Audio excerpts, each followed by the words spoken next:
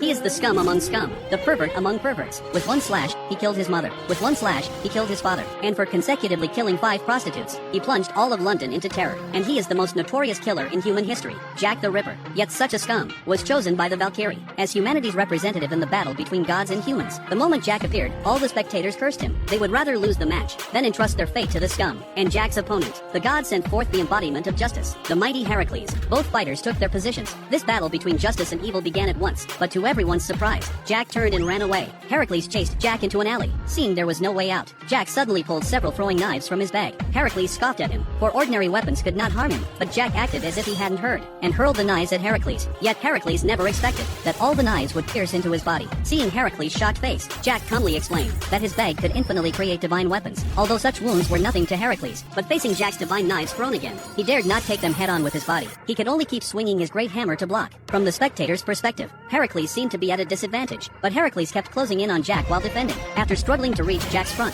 Heracles swung his hammer straight at Jack, but Jack remained calm. After blocking Heracles' strike, Jack pulled out an umbrella. When Heracles attacked again, Jack spun the umbrella at high speed and deflected Heracles' power. Seeing that even this couldn't hurt Jack, marks began to appear on Heracles' body. Red patterns spread across his arms. This was his first divine technique.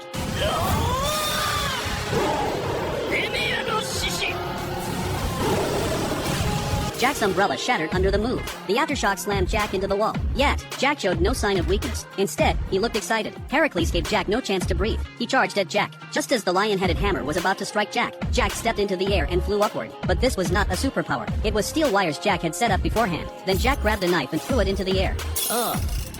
さっきあなたが壊した傘、お貸しできたらよかったですね。全て撃ち落とすまでだ。